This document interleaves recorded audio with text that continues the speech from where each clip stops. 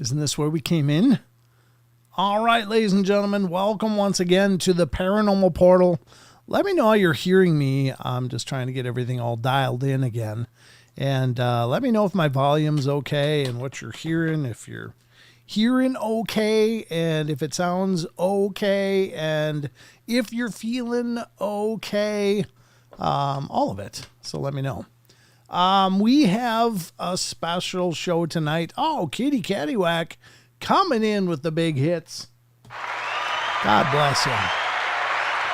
God bless you. Thank you so much. All right. So first off, I want to apologize to you guys because when I went down to Phenomicon, I had grand ambitions of doing streams and doing all kinds of things, and trying to bring you into the experience. However, it seems more people have heard about the Paranormal Portal now than before, because I literally was in conversation from the moment the show started until the moment that we finally packed up and left for each day. I was literally in conversation all the time, and it was wonderful. It really was. I loved that. And I loved the experience of being there and meeting some of you guys. Met Barbara again, of course. Dirty Birdie was there. I see her in the chat. Good to see you, brother. And Pineapple Tango. We met Pineapple Tango and met several other people that have been out there listening as well. But also talked to a ton of people. I mean, literally, it was back to back conversations, which was perfect. But it didn't give me any time to just break away and go, okay, guys, I'm going to walk you through the event, and the rules had changed as well. So there was a lot of the conference that I couldn't have shown you guys, because when the speakers were in session, they didn't want any recording going on at all. So it was like, there was just little windows in between speakers where that could have happened. But during that time was when I was the most busy at the booth. So Sheldon came with me. Yeah, no filming at all. So Sheldon came with me. We had an incredible journey. We had an incredible time. Phenomicon is just a spectacular event. We also met Tony Merkel and got to talk with him a bunch, and we went out to dinner with Tony and Jack. Had a great time. Just no regrets. It was just a fantastic time, the whole thing. But I wanted to bring you guys with me, and I just didn't get a chance. So my apologies. Also, my car broke down there, which was a little bit of a puckering experience. But everything landed perfectly. Everything came together in a wonderful way. I did get a part of my car fixed that would have probably broken down sometime, and it couldn't have happened at a better time. And I made connections for people to, fix it. And the business that fixed it did a hell of a job. So, I mean, I would much rather it broke down at Phenomicon after having dinner at a restaurant than in the middle of Montana on Sunday on the way home, because everything would have been closed. Nobody would have been out, and it would have been a mess. So for all, nobody has fun having car trouble, but I really couldn't have asked for things to work out better if you have to have car trouble. So it was a phenomenal journey, and I really wish all of you guys could be there. Next year, we're going to go back, of course. So if you can make that journey, I'd love to see you guys there. So I just had a wonderful time. But tonight, we've got an epic Friday the 13th show ahead of us.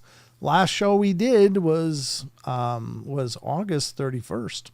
The first show back is Friday the 13th, which is 31 backwards.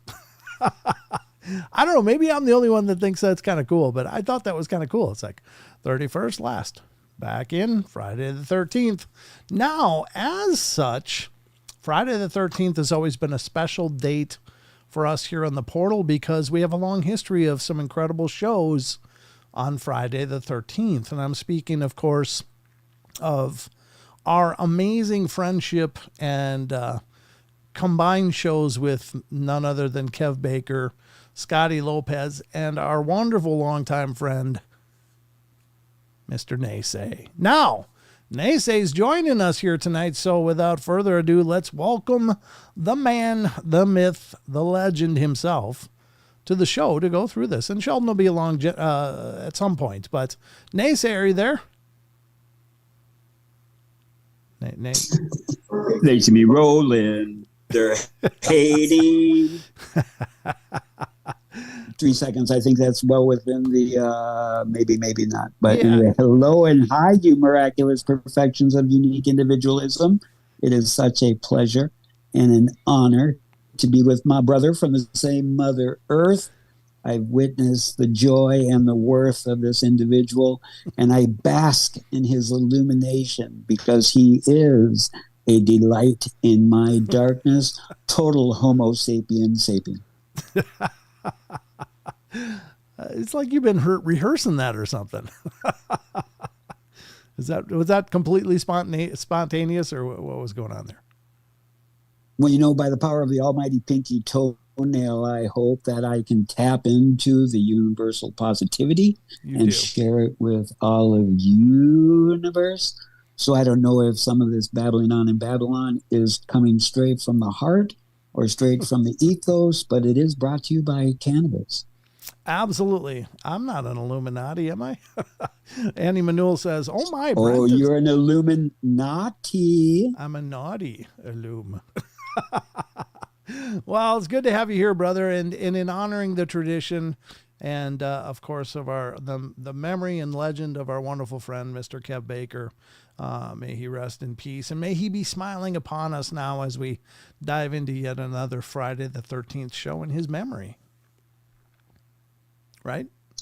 Absolutely. And I only imagine him on Speculation Island, sipping some pina coladas with Bigfoot and about 13 different other extraterrestrials with a mermaid half in and out of the water right at the shoreline, staring at his douche canoe that we used to sail on the way to Speculation Island on Freaky Friday with the Woo Crew.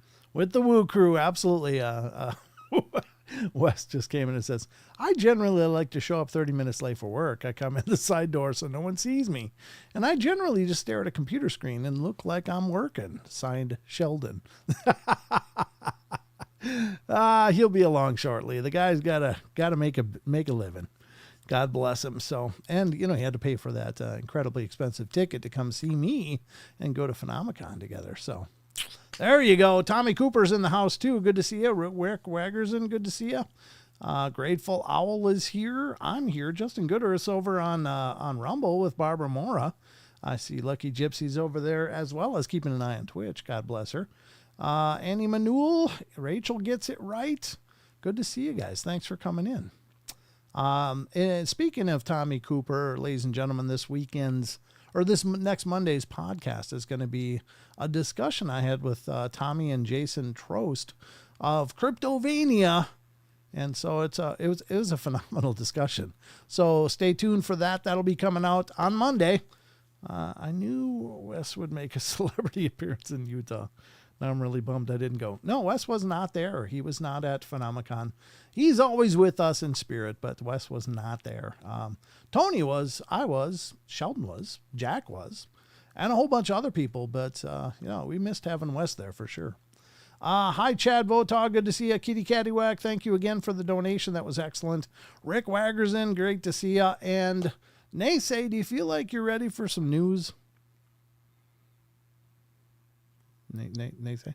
I was born ready or not. Here I come. All right. You're breaching your crowning or whatever.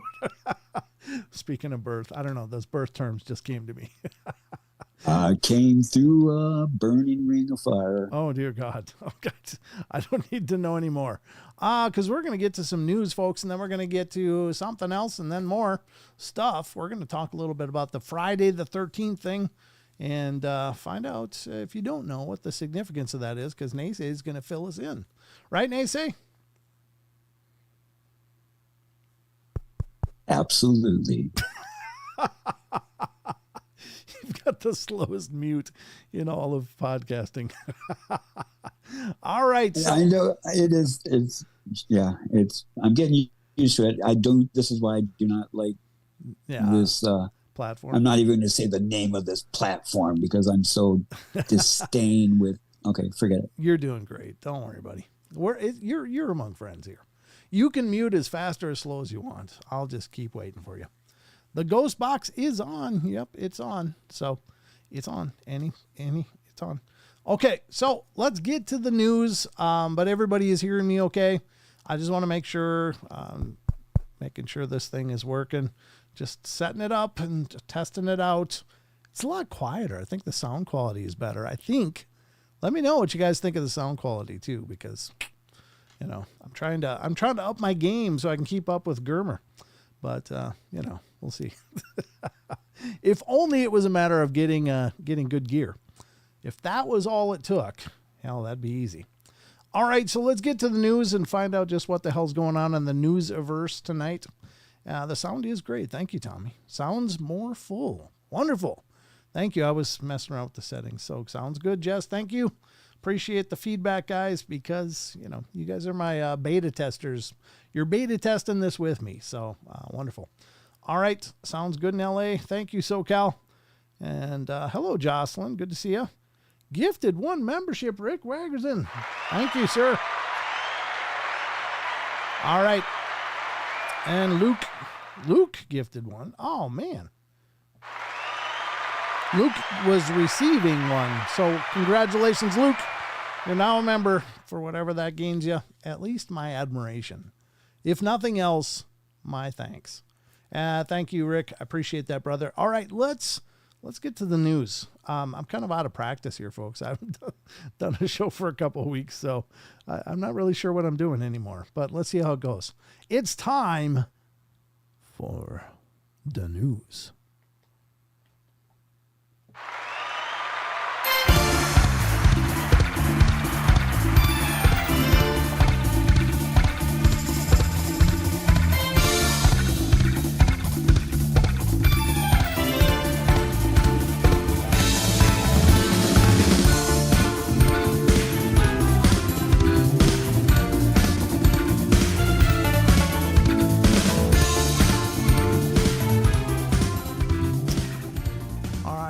gentlemen, it's time for the Paranormal Portal News Desk with my co-host, Mr. Naysay, as we wait on Mr. Sheldon to show up. He's got those banker hours, so, he'll have to get here. This is the news where we talk about all kinds of strange and unusual things. Sometimes it's not even paranormal. Sometimes it's just interesting, but hopefully it's entertaining. And maybe you'll leave the news knowing something you didn't know before. So that's always on my agenda anyway. Let's check it out. See, I got to tweak my headphones a little bit. Test.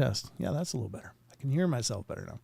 All right, let's get to the news. And throughout the course of the show, we utilize a lot of different sites. Please support these sites. Visit them. Give them traffic. These sites are amazing.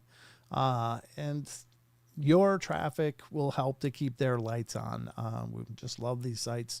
And I can't support them enough other than to say, please help support them and keep them rolling.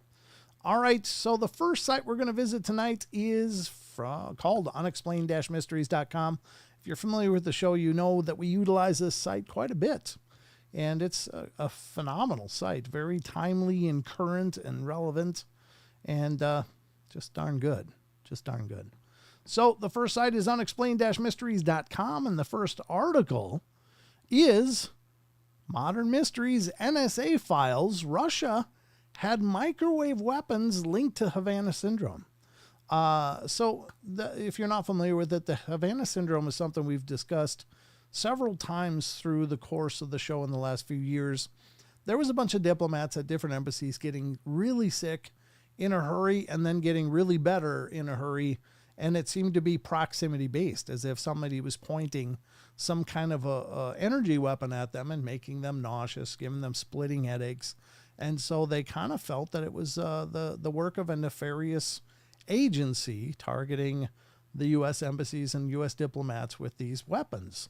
And it was kind of buried several times. No, nothing to see here, move along. But it keeps popping up. And so I saw this and I was like, God, we got to talk about this, because this is definitely something we've talked about many times throughout the history of the show. So let's dive into this. And it says declassified NSA documents reveal that Russia was known to be in possession of secretive microwave weaponry. I don't know why they're just blaming Russia. I'm sure we've got a bunch of it too.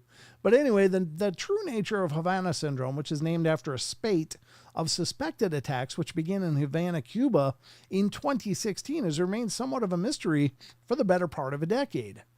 Victims of the phenomena typically report symptoms such as fatigue, headaches, and nausea, as well as debilitating long-term health issues that have proven difficult to treat. I didn't know about the long-term ones. I thought it was pretty brief, but I guess there are long-term effects.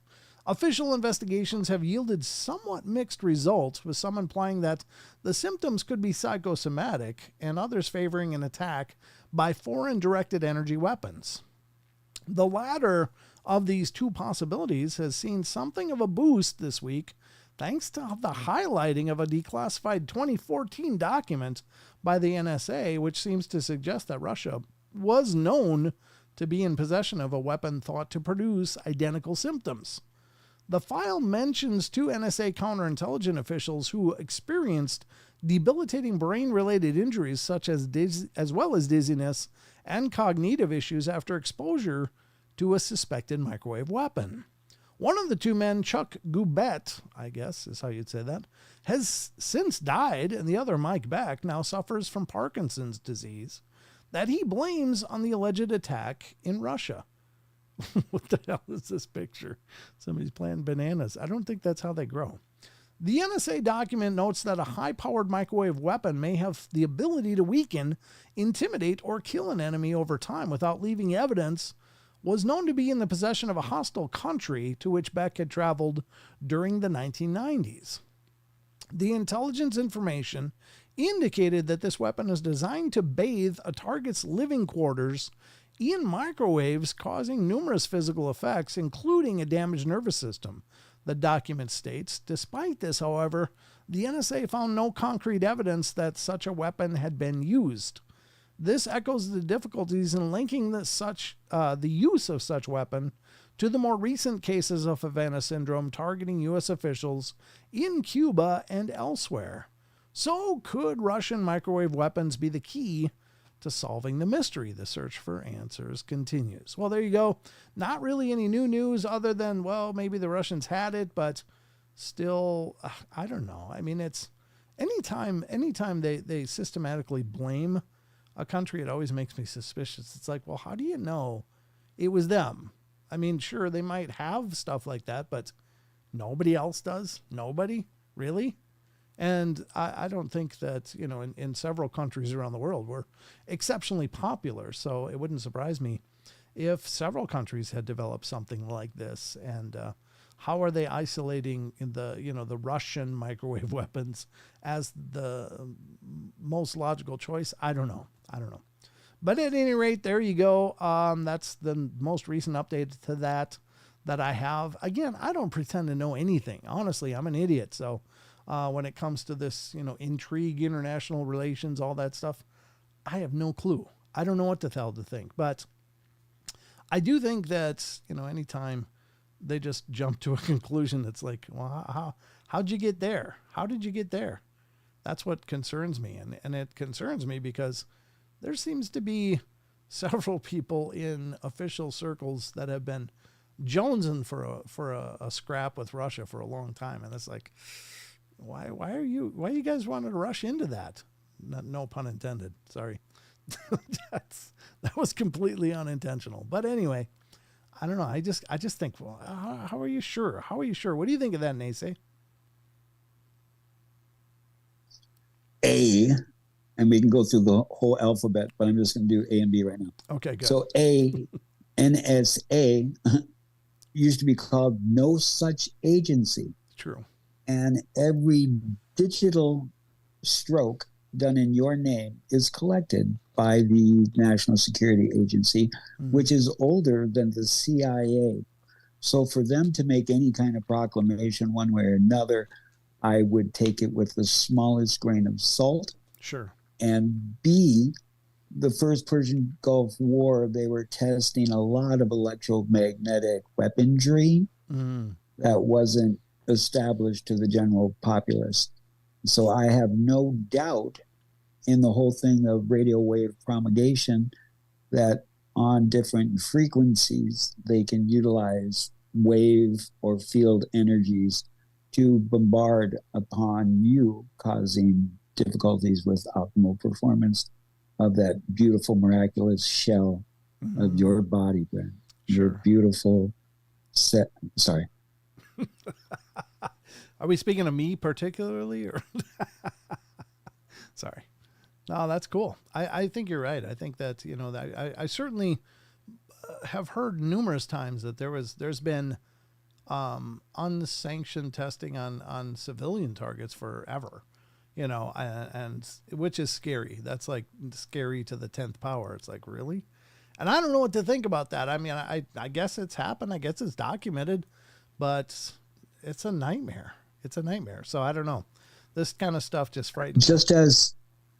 Go ahead. Sorry. Just as recently as 2007 at the Standing Rock Reservation, when there was that whole pipeline fiasco. Yeah, there was lots of claims that it was testing while they were giving the police these military gear. And one of them was, oh, dang, I can't remember what the name of it is. Like it's a sonic cannon. Oh, geez. And it's for crowd control. Okay. Yeah, there you go. Just test it out. See what happens. All right. Well, that's absolutely terrifying stuff. But let's get to the next one. What do you think, Nace? Absolutely. Okay. Well, let's get to this one. All right. Next up in the news for tonight, I've got 3 more. So this is 2 of 4. Here we go. This is, I know we talk a lot about cryptids here on the show, and rightfully so. I mean, I have no doubt that there's a lot of creatures out there that are undocumented or unsubstantiated in scientific minds and research. However, they're still very real experiences. But sometimes the normal stuff gets surprisingly gargantuan and turns into a Franken animal on its own. This is one of those reports, and this is coming from unexplained-mysteries.com. Mississippi alligator hunters catch an 802-pound behemoth. And there's a picture there, Nacy, and there's about 6 people standing side by side, holding up with straps that are connected to some kind of winch, holding up this huge alligator. And this thing is enormous. It's got to be, 12 feet long or more. Let's see what the article says. You ready? Okay. All right. The gargantuan reptile was caught by Megan Sasser and her family along the state's Yazoo River. According to reports, the group, who had been hunting alligators for over a decade, came upon this monster specimen which weighed 802 pounds and measured 14 feet long after a storm. At that point, we had no idea how big it was, said Sasser. We just knew he was a good gator. Yeah, I bet. The creature was so large, in fact, that when the group finally managed to catch it, it was too large to even fit inside the boat, meaning they had to travel back to shore while towing it beside them. And it wasn't until they were able to weigh it in that the immense size became apparent. We're just a few pounds shy of the record weight, 2 inches short of the record length, and less than an inch shy of the girth measurement needed to break the state record, said Sasser, but we're not disappointed. It was still a catch of a lifetime. That's a lot of gator, and that there's no doubt that could very easily be a man-eater. That is a huge animal. So it's kind of like a cryptid, wouldn't you say, Nacy? What was that one about the big croc, the old lady that was feeding it for all those years? Like Lake Placid or something weird like that. That'd be terrifying. That is terrifying. And they're just ambush predators, so they'll like just grab and tear you under and shred you. I mean, that's just got to be a nightmare. Not only to be a part of, but even to witness something like that would be horrifying. But I don't know. I mean, obviously they didn't catch and release. They catched and kept.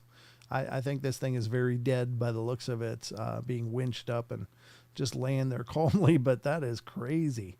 That's a lot of animals. So when you go to bed tonight, entities, just check under your bed because this croc's descendants might be there. There's a video, and you'd think if you had like a chain link fence or something that you'd be fine for crocodiles. But there's a video out of Florida of one of these gators like climbing up one side of the fence and then just going right over it. Like they literally, like at a 90-degree angle, it's just kind of rears up and grabs on and just climbs right over the fence. And it's like, oh my God, that's absolutely terrifying. They could literally be in your backyard, even if you have a fence. Well, you know what humans have gone through just to get to White Castles or McDonald's. Yeah, that's true. That's true. People are a whole different kind of tenacious animal. Got to have our drive-thrus, Nacy. We need their calories. But there's the second news report for tonight. And by God, a good one for sure. And we're going to get to the next one, which is number 3 of 4. And this is brand new. And I think I saw this on Sasquatch Chronicles as well. I think Wes had this article there as well. But this is from unexplained-mysteries.com. And this is apparently, Nacy, this whole UFO thing is getting even more intriguing because, according to unexplained-mysteries.com, U.S. police chiefs have issued official handbook all about the UFOs. I guess they were issued official handbook all about the UFOs, but by whom? I don't know. Let's read it and find out. It says a special handbook detailing the UFO phenomena has been issued to police chiefs across the United States. The 11-page document, which was issued by the Major Cities Chiefs Association, provides a wealth of general information about UFOs or UAPs that police chiefs might find helpful in dealing with cases. Entitled Reference Guide, the handbook includes sections on everything about the Department of Defense current stance on the phenomena to links to UFO report archives and declassified files. One section entitled Law Enforcement Considerations reads, Reports released by AARO and ODNI, among other U.S. government and nonprofit entities, claim the UAP represents a clear threat to national security since their capabilities and origins are unknown. It's in the interest of law enforcement to be aware of trends and reporting on UAP due to the unknown threats they may pose and their continued presence in controlled and restricted airspace where police air support units operate. One section of the handbook includes a history of government investigations into UFOs, while another talks all about whistleblowers, including former Pentagon officials, pilots, and politicians. There's also a complete list of UFO archives and investigative bodies, both in the U.S. and elsewhere. In short, the handbook is generally quite an interesting read, not only for those in law enforcement, but for anyone in general who happens to have an interest in the UFO phenomena. You can check out and or download the guide for yourself here. I'm going to put a link to this in the chats, Naysay, because I think everybody should have one, don't you? I would want a copy of that. Okay. I wonder if the sheriff's department got something or received something in the same. Yeah, I don't know. That's not ever officiated. Casey Jones Astrology says, I wonder if Brent's ever officiated a wedding. No, I'm not qualified to officiate much of anything. Well, unfortunately, the leading cause of divorce is marriage. That's amazing. I never thought of that. That's true. That is probably the leading cause, is you got to actually get married to get divorced. But if you find true love, go for it. Jump off the cliff together, hold on tight, and enjoy the ride. Absolutely. Absolutely. Yep. You know, there's this girl that I'm not seeing right now. Well, sorry, woman. No, I'm sorry. I mean, entity, citizen. I don't know. I'm blind. I don't know what she is. She could be alien. Right? Right. I don't know. That's intriguing. But that's funny. Yeah, the leading cause of divorce is marriage. That's true. That's what actually puts you in the category to get divorced, I think. But there you go. Fate Stuber. What's that? Oh, Fate Stuber. Y'all watch V/H/S. I don't know what that is. But nice to meet you, Fate Stuber. Fate's Tuber, I guess. Not Stuber. Fate's Tuber. Welcome to the show. Thanks for coming in. VHS was Video Home Studio. Oh, is that what it that was for? The acronym. Oh, okay. I never knew what did Betamax stand for? Beta. Well, today's vernacular is not a masculine. I don't know. I don't want to genderize anybody. So. Yeah, don't misgender anybody. That's criminal, I think, now.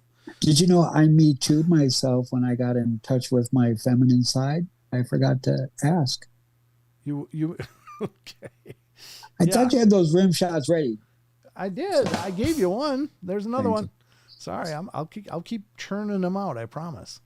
But there you go. That's the next article, and we got more, Nacy. There is more, so just stand by for more intriguing information, as this is the last article. Did you just tell the cripple in a wheelchair to stand by? Wow. What's with all this self-loathing? I don't got time for that. You're about as crippled as I am, brother. You are very capable. You're an enigma all by yourself. All right, this is the last one for tonight. Are you ready for the last one, Nacy? Yes. Oh, this mute. Yeah, just don't mute yourself anymore. Just leave it on. Just leave it open. You don't hear my fan in the background? No, I don't hear anything. You're fine. You are fine. Okay. It's not like this is a pristine show, Nacy. Okay. Well, I'll mute when I'm going to partake. Yeah, there you go. Just mute when you're partaking. All right, from the Science and Technology folder of Unexplained-Mysteries, here you go with more government intrigue. I don't know why we needed this one, but I pulled it up anyway. All right, here it is. The last article of the night. Did an accidental virus release trigger 1977's Russian flu pandemic? Probably. I'm going to go with probably. Wouldn't surprise me much. You know, they probably had wet markets back then too, right? Sorry. Was that out loud, or was I just thinking that? I'm not sure. All right, let's go. Self-rim shots? Okay. Yeah, why not? I got the buttons. I can do anything I want. I'll allow it. You are the master. It's the magic of technology. Ooh. All right. Ta-da. Ta-da. Yeah, I'm shiny right now. Trust me. The recent COVID-19 pandemic is by no means the first to be embroiled in mishap and mismanagement. God, how long is this? Oh, this is a huge one. This is a huge one. Really huge article. So I'll just read the first couple paragraphs here, and then I'll put the link in the chat if you guys want to learn more about the 77's Russian flu pandemic and how it may have been a lab leak as well. Let's check it out. This article is by Donald S. Burke. 19-year-old U.S. Army Private David Lewis set out from Fort Dix on a 50-mile hike with his unit February 5th, 1976. On that bitter cold day, he collapsed and died. Ooh, that's horrible. Autopsy specimens unexpectedly tested positive for an H1N1 swine influenza virus. Virus disease surveillance at Fort Dix found another 13 cases among recruits who had been hospitalized for a respiratory illness. Boy, that sounds familiar, doesn't it? Additional serum antibody testing revealed that over 200 recruits had been infected but not hospitalized with the novel swine H1N1 strain. Alarm bells instantly went off within the epidemiology community. Could Private Lewis' death from an H1N1 swine flu be the harbinger of yet another global pandemic, like the terrible 1918 H1N1 swine flu pandemic that killed an estimated 50 million people worldwide? The U.S. government acted quickly. On March 24, 1976, President Gerald Ford announced a plan to inoculate every man, woman, and child in the United States. On October 1st, 1976, the mass immunization campaign began. Well, if you want to read more, you can certainly do so. That's all I'm reading, though. Because, what did I just do? Did I do something wrong? Whoops, I did do something wrong. If you want to read more, go to unexplained-mysteries.com because I screwed up the link. Wouldn't be the first time, but it's going to be the last time today. Because that's the only, I could try to go back. Maybe I can. Let's just refresh. See if it comes up. There it is. I got it right this time. Let's copy this. I'm going to put it in the chats if you guys want to read more about that. You can, and that will be one way you can help to support unexplained-mysteries.com. That would help keep them in business, which is what we're going for here as we use these different articles. All right, I've pasted it into all the chats that we are currently streaming to, which is Twitch, YouTube, and Rumble. So all three of those platforms are currently receiving the Paranormal Portal. And hopefully you're watching somewhere. All right, there we go. This has been a production of the Paranormal Portal News. I think I got to change the color hues on my camera, though. I'm looking rather blue. I mean, it's a blue screen, but I don't even see, like on the on-air sign, it doesn't even look red anymore. It looks white. So you look marvelous. I'm wearing it well, trust me. All right, let's get to the rest of the show, folks. We're going in. Hang on. Cue the music.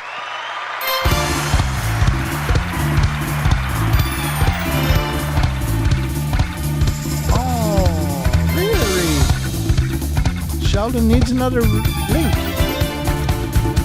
Do that.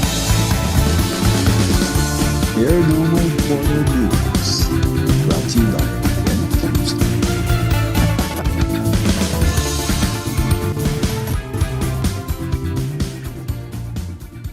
All right, let's try again. I'm just sending Sheldon a link quick. All right, I sent you a link, Sheldon. Hopefully it'll work. Hopefully. Let me know if it doesn't. Keep watching the chat, and we'll see. So that was a presentation of the Paranormal Portal News. Look at the on-air sign. It looks very white, doesn't it? Is it looking white to you guys too, or is that looking a little red? It's supposed to be red, but at any rate, we'll find out. All right, we are just waiting for Mr. Sheldon Thomas to join us. Hopefully he gets the link. I'm just looking here. Oh, it looks like he's here. Well, it looks like he's here, ladies and gentlemen. So he and Hello. Hello, how are you? I'm doing great. Good. I'm doing really good. How'd your Friday go? Oh, it was good. It was fine. Yeah, just normal Friday. I don't know why. It didn't hit me that it was like Friday the 13th. All day I've been saying, all right, it's the 13th today. It just didn't hit, you know? Yeah, that is Friday. And then the I 13th. saw the title. I'm like, oh, wait, it's Friday the 13th. It is. All day long, it's Friday the 13th, as a matter of fact. What in the world is going on? I got to reframe you guys. You guys are framed funny. Let me, wonder if I can change the order of this. Let me see. Let me see if I can restack you guys somehow. I don't know how I can do that for sure. I wonder if you can just drag things like this. Maybe. Whoa, that's getting me nauseated. And they say, Sheldon, what's up, my nickel? Isn't Neej like Neej? Niji, yeah. Niji. What's up, Niji? Yeah, that's friend. It's like friend, same. haha. So Well, hello, Nishi. I'm doing great. it's Neji Nase and Neji Sheldon. Welcome, right. my Nejis. Good to see you guys. Thanks for joining me as we're all grouped together now here on the screen. Does this mean we can't talk about Sheldon anymore now that he's here? Well, yeah, now it's more fun, actually. We should continue. Okay. Joke's on you. I've been listening for the past 10 minutes. Oh. I didn't mean it. I couldn't find the link. It wasn't showing up on messages. So Wasn't it? Okay, I No. gotcha. Nay, do you mind talking a little bit about the significance of Friday the 13th? It would be an absolute pleasure and an honor. Okay, perfect. So, 13, as we know, may have many different significances in the whole numerology and numbers and the such. But Friday the 13th historically had a auspicious or a supernatural to it. This lore was historically from October 13th, Friday, 1307, when the King of France, which was in great striare financial challenges, practically bankrupt, and the Pope at the time decided to go after the accumulating wealth of the Knights Templar.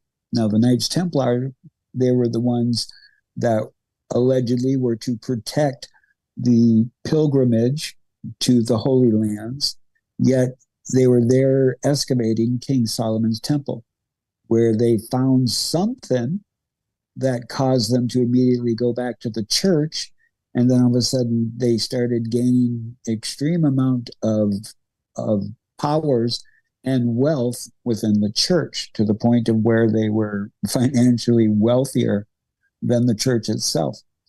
So they claimed them to be heretics of the teachings, and they were to be rounded up on the morning of Friday the 13th, where most of them were in France. But because they were so well integrated with the society, they had prior warning. And so the largest fleet known at that time disappeared by morning. 1/3 went to Scotland and became the Scottish Rite of Freemasonry. 1/3 went to London and became the New York Rite of Freemasonry. Another third went to the Caribbean islands and eventually became the Pirates of the Caribbean, where they were making strategic strongholds in order to take over the North and South America continents.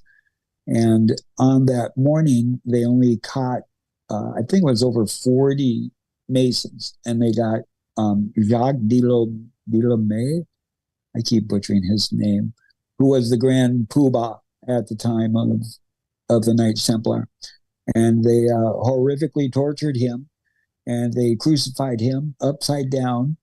And there's some claims in the conspiracy realm that the Shroud of Turin is actually the cloth that they wrapped the badly damaged body of Jacques Delomé. If somebody could fact check that name, in my mind's eye, I can still see the name, but I know I'm butchering it. Oh, it's okay. But that's it. And so over history, it's like, oh, Friday the 13th, that's bad luck. So be careful. And then all the other superstitions just kind of added to it, and it's also in that precipice of going into the fall. Gotcha. Okay. With October. Wow. Yeah, absolutely. Okay. I thought you were joking when you said the Pirates of the Caribbean. I was like, but then you weren't. I was like, oh, I didn't know this part. Wow. I thought you were pulling an ace on me. Well, remember the Black Flag and the Skull and Bones? The Jolly Roger? This is Masonic. Yeah, this is Masonic symbolism. And then if you look at, when Christopher Columbus came over, his ships, the Nina Pinta and Santa Maria, they had those big Maltese crosses on them, which gave them safe passage because they knew they were of the Brotherhood and yada, yada, yada, and blah, blah, blah, and maybe another show. But thanks. That's pretty cool. I appreciate it. That's really cool history. And, of course, it became the foundation of a horror movie franchise, which was pretty amazing as well. So I'm not really into horror movies and such, but I got to admit, I saw several of those. Friday the 13th, and I found them disturbing as hell, but in a good way.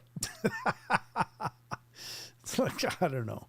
But yeah. I never understood why Jason consistently had a nemesis that was a skinny, blonde, white teenager and was always to defeat him in the end. Was that his kryptonite? I mean, come on. Have you not had bad relationships?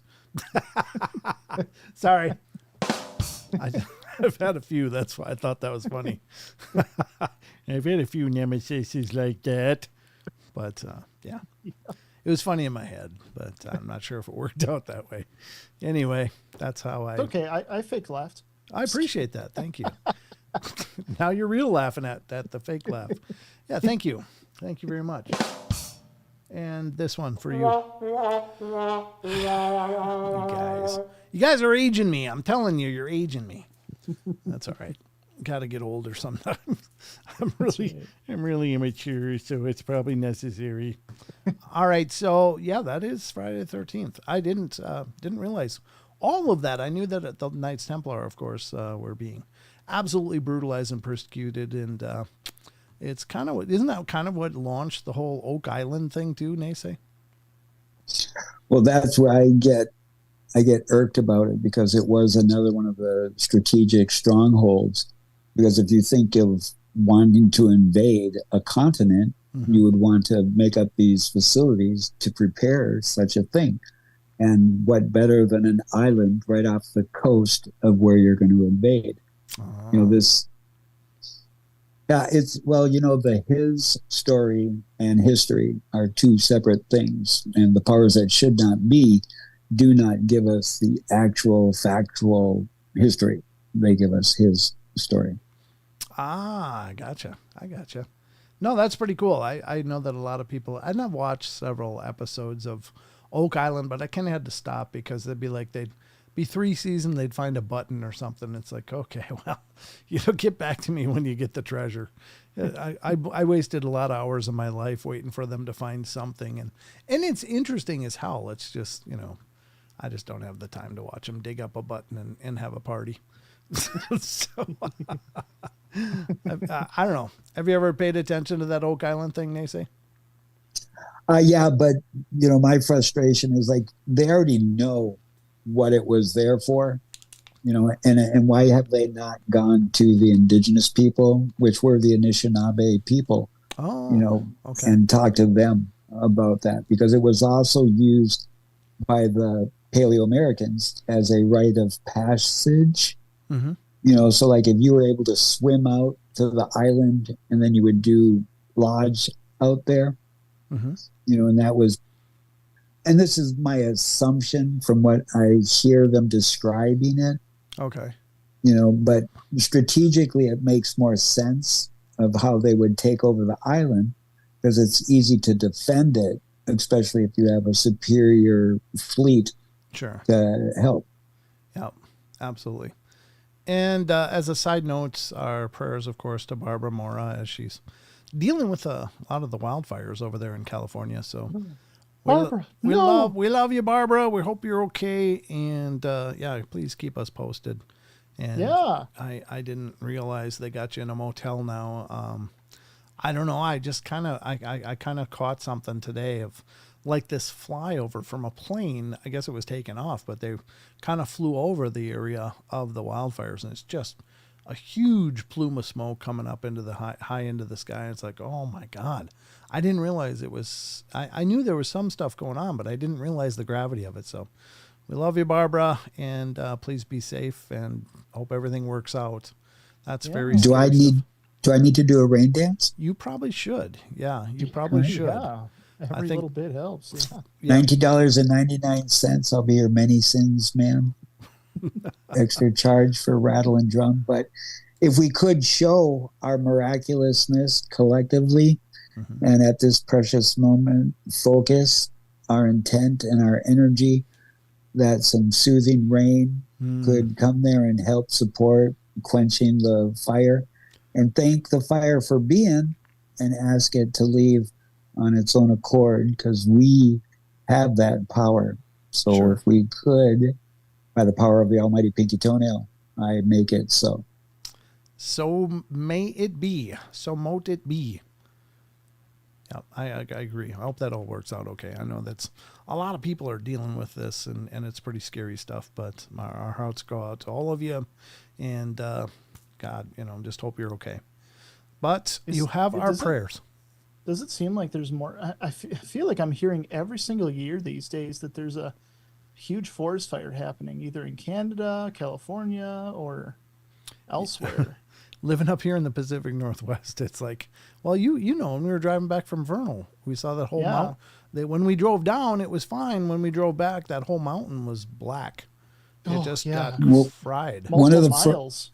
One of the frustrations is that the timber company will and have been caught purposely starting fires, so they have an excuse to go in there and collect the timber.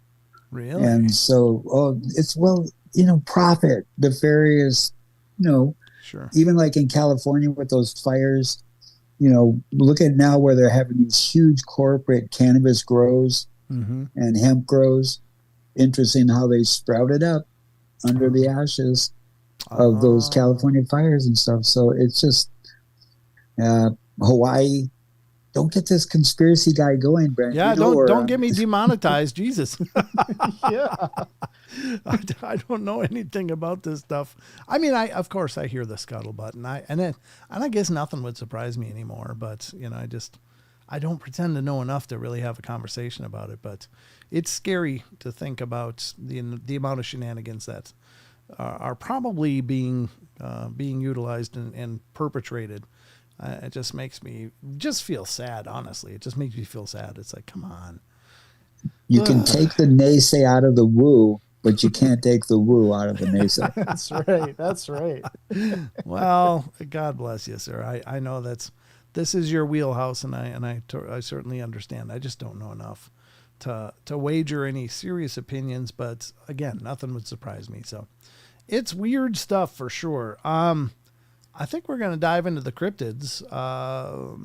Sheldon, you want to talk a little bit about Phenomicon? Oh my God, it was such a good experience. Yeah. Such an amazing experience. Just blew me out of the water from even my expectations of it.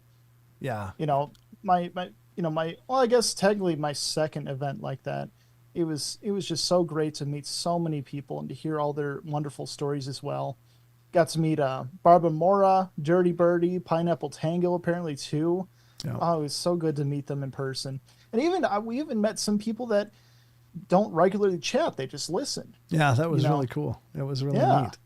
It was so great. It really was. Had so many great conversations that it's great to be in a space where you can talk about these things so openly. These experiences, these wonders, these theorizations of maybe what we're experiencing in general. It's so great to talk about this stuff in the open and to be with like-minded people like that have their own experiences like that too. Yeah. It's just it was such a breath of fresh air. Barbara says, "This is a good branch. He's a keeper." That's all about you. The big branch himself. Yeah. Thank you, Barbara. It was so good to meet you. Yeah, it was great to meet everybody, and of course Barbara for sure, and Dirty Birdie got to check Yep. hang out with him a few times, and chat, and then Pineapple Tango kind of just stopped me in the hallway like, hey, Yeah. I'm Pineapple Tango. I met her earlier too, and she didn't say say. she's Pineapple Tango. She didn't say it. Yeah, that was really, really cool. It was just fun to get together, and it was a fun event. I've come to realize that I've got to do a lot more of those things. I've got to get out to more of those events and around the country. So as we do, or as I do, if Sheldon, if you can join me as well, that'd be awesome. But I would love to. Yeah, I mean, especially ones in your neck of the woods. There's, Wisconsin and Minnesota, and, I don't know if the Dakotas have any of them going on, but You mean like a paranormal portal meetup in Minneapolis or St. Paul? no, I mean like a conference, but definitely could be a paranormal portal meetup attached to that for sure. And don't worry, Nacy, if we get in the neck of the woods, you'll be the first one to know about it. So, Oh yeah. yeah. Well, I think Sheldon should just come up this way, and then on that way we'll jump in my van and come out and visit you, my brother. Yeah, exactly. I got the vehicle, Sheldon. Let's go. That's right. That's right. Let's roll. Yeah, there you go. We'll definitely look into it for sure. But we just had a marvelous time, and special thanks to everyone that's attached to Phenomicon, and to any of you guys that were there. Thank you so much for coming up and saying hi. I was telling everybody at the beginning of the show how much we ended up just talking to people. I had visions of streaming and things like that, but it was literally wall-to-wall conversations, except for times little windows to breathe and go to the food truck and grab something to eat. But it was really incredible. More people seem to have heard of the Paranormal Portal than last times, because I had a lot more free time. I had a lot more free time in previous Phenomicons to run around and go, here, look at this. But this time I was just like, I just wanted to sit and breathe when I had a moment. It was incredible, but very cool. I think we're going to take a quick break while I run to the loo, and we'll be right back, ladies and gentlemen, because my bladder's is sending me warning signals that it's time. So I'm going to take a quick break. Do you want me and Sheldon to talk about you while you're gone? If you guys want to I'm talk. probably going to take a break too. That's a good idea. to be Okay. honest. So we'll give it just a few minutes. I'm going to run to the loo quick. We'll be right back, and we'll dig even deeper into the Paranormal Portal with the Cryptid Corner. So we'll be right back, ladies and gentlemen. What do you think? What should we listen to today? Should we go for the Bigfoot videos since we're heading into the Cryptid Corner? Yeah, that's perfect. Yes, you're right, Jess. I'm going to the portal potty. Oh my God! That's great. That was a good singer. I got to give you credit, Jess. That was clever. All right, we'll be right back. Don't go away. Here is some musical stylings just for you.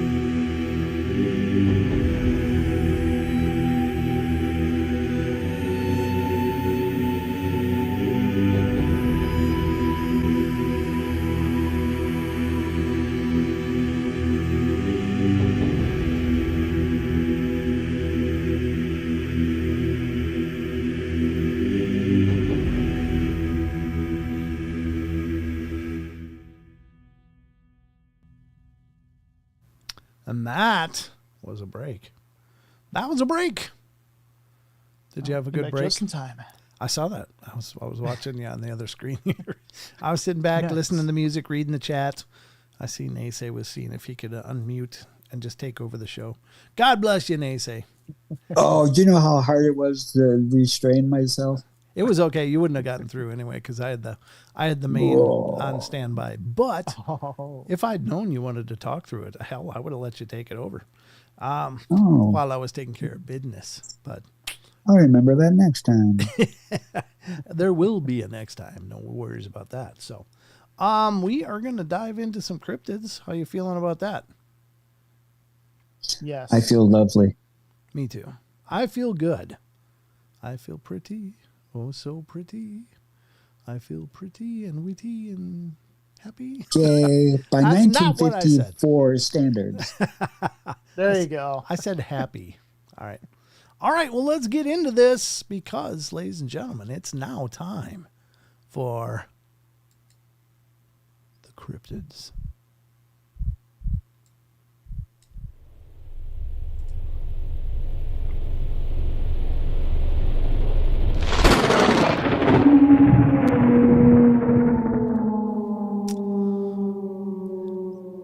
It's time, folks. We're going to dive into the cryptid corner here on the Paranormal Portal and just see. We're going to just see about all the strangeness and weirdness wrapped up in every bite. I just realized there's three of you. There's three of us on screen. So during the articles, I may just go to me in the articles. Is that okay, guys? That's fine by me. I'll be your conscience. Yeah, you're my Jiminy Cricket. There you go. My ego won't allow it. Well, so far it's just your name on the screen, but your voice will still come through. You won't be muted, so you can speak whenever you'd like. I have a face for radio. That's right. Well, there you go. It's a good thing you've been doing these radio shows for a while now. Let's get to the cryptids, folks. We are going to start our journey in, of course, the land of Sasquatch Chronicles of Mr. Wes Germer's website, SasquatchChronicles.com. And we're going to read, Maggie says, and a voice for print. Ooh, God. ooh. Ow. Ow, that won't even hurt me. Ouch. Nate, say you're going to let her do that? I'm sorry, who said that? That was Maggie. I'm 10. Oh, she said, not you, just saying. Just the saying. I was just about to call upon the powers of the almighty pinky toenail. Oof. I have a jar full of toe jam just waiting to be used. That's making me not feel good in my stomach at all. So let's get into some cryptids because that's about all the gross I can handle right now. All right, we're going to go to SasquatchChronicles.com to the blog. And if you're not already checking out the blog over here, you should be because Wes is always posting new things, whether they are emails from his listeners, which is what I like to highlight. Those are really fun. But he's also posting a lot of other shows and information regarding a whole spectrum of stuff. So if you're not checking out the blog, you're missing a big part of the Sasquatch Chronicles experience. So you should do it. I'm just saying. Let's go to Sasquatch Chronicles blog for the first one tonight. And this is... The article is from September 13th. It's an encounter in Kentucky. A listener writes, when I was a young girl, my dad, who was born in the late 1920s, used to tell us kids a story about when he was a young boy. He said that he was about 8 years old, and one night he got a visit from what he called the hairy man.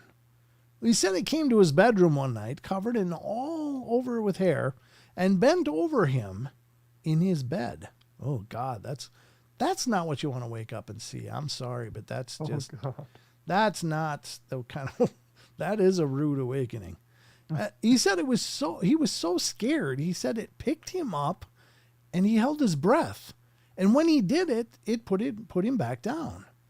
When he took a breath, it picked him back up. So he held his breath again and it put him back down. Well, this happened several times. And he held his breath longer, it let go and walked off. He never told his parents. They wouldn't have believed him. And this happened in his childhood home in Letcher County, Kentucky. Unfortunately, my dad has passed away many years ago. So fast forward to the mid 1980s, and I was working in a local police department as a dispatcher in a county next to the one he was raised in. I'd recently gone through a divorce and would go to the state park near where I worked and lived. I like to go hike by myself, and I always carried a pistol with me, but this was near the end of July at about noon. The sun was shining through the trees, and I went for a hike and actually forgot to take my pistol that day. I didn't think much of it and started on my hike, and I went slightly downhill, not far off the path. And I almost stepped on a copperhead, and it slithered off. I was shaky anyway. I stopped to catch up my breath, and I heard a noise on below me, so I looked around and peeped out. Behind a very large pine tree was a hairy man. And I'm sure my eyes were popping out. It was reddish brown and almost a blackish undercoat, and it was between 7 to 8 feet tall. I'd never been so scared in my life. So I started running uphill and reached my car that I'd parked on the side of the road. And it was like a roaring sound in my ears from the fear. I didn't know if it was after me or not. I just kept dropping my keys. I finally got the car unlocked, and it seemed like it took forever to get it unlocked. I locked the doors, looked around, and didn't see it anymore. I left and drove off. I pulled into the parking lot at work about an hour and a half early and just sat there, just trying to calm down. I never told my coworkers about it, but I thought about the story Dad told me when I was younger. The fear was awful. And I've always had this in the back of my mind. Yeah, that's incredible. And again, these encounters are generally these incredibly adrenalized events. I mean, I don't know. I'm trying to think of any stories I've heard where people were like, oh, look at that. And maybe if it's at a distance or something, but just peeking out of a tree right by you. I mean, that's got to be horrifying, right? Oh, yeah. I mean, what do you think, Naysay? You know, there's something about being outside in the woods at night that is just disturbing, especially when you're by yourself. Mm-hmm. So maybe that's why people have campfires. Right. Because I'd rather stick close to that. Yeah. Than walking around. Well, sure. And there's the constant idea that seems to always be there that animals are afraid of fire. And I think they probably are. So it's like at the worst case scenario, you could grab a flaming stick and put it up and maybe that would freak out an animal, that was maybe going to act aggressively. But I don't know if Sasquatch are afraid of fire or not. I don't know how that works. But I guess you'd give it a shot if you're in that situation, right? Well, the last time I rolled a joint with a Sasquatch, not only did he bogart the whole thing, but he just mopped the end of it. Oh, so, yeah. Yeah, that's just the thing. It's probably better to use a pipe. Yeah. I'm just saying, Maybe. But then you smell that burned hair because their hair from their wrist kind of gets in the bowl. Oh, and maybe you get that burned hair smell. Yeah, maybe that's a thing. I never thought about that, but yeah, that's probably a good point. Remember a long time ago, we were talking about the idea of a council of Sasquatch that are yelling at a parent saying, we told you that your son needs to stay within the boundaries. He keeps getting caught on picture or video. So can you please talk to him? Yeah, about the other Sasquatch, yeah. But he's always blurry, so it's probably okay. I'm just saying it might be. But speaking of things we can talk about, how about another story? Yes. Oh, please do. All right, here we go, folks. We're going to the second entry from Sasquatch Chronicles blog, and this is from September 9th. All of a sudden, we heard the loud whoop. A listener from Windsor, Maine writes, I've been listening to your show ever since something happened in the early spring of this year. It was about 5:30 a.m. and I let my dogs out one more time before I went off to work. Well, I was halfway between the house and my truck in the driveway. It was still dark. And all of a sudden, we heard the wicked loud whoop from behind the shrubs in the field. I stopped mid-stride and turned back to see what my two dogs were doing. They were looking at me like, what the hell was that? And they went to the door. These dogs are normally brave American Bulldog and an Akita, and they wanted no part of that. I ran to my truck, turned it on, and turned it around so it was facing the field, but it was too late. I never did see anything. My daughter, who was 16, was freaking out, asking me what it was, and I said, probably a deer. Never heard a deer whoop in my life. Not that I've spent a lot of time around deer, but they lived around me and never once heard them whoop. I didn't want her to be scared, but this was no deer. So I told my friend, and she told me to listen to your show, and I have been ever since. So after that, we've not heard a thing until a few nights ago. I was in bed sleeping, and it was about 1:30 a.m., and I felt something run past the back of the house. Well, as a child, we always had horses, and every once in a while, they would bust out through the fence and run past the house, and it was the same. You could feel the vibrations and hear the thump, thump, thump. Very loud and very heavy. 2 legs, not 4, like a horse or deer, or anything like that. The American Bulldog Noodles sleeps with me, and I looked over at him, and he was sitting up, just looking towards the back of the house, not barking or anything. Have you got any calls with reports from my area, Windsor, Maine? I really don't know what to think about this. That's pretty crazy. Speaking of whoops, I do have to suggest this because I just caught a recent episode or recent video from Thinker Thunker, and he kind of breaks down the whoops that are recorded, much like you hear at the beginning of Sasquatch Chronicles. And he breaks it down using a spectrum analyzation. I don't know how to say it right, but using spectrum. An oscilloscope.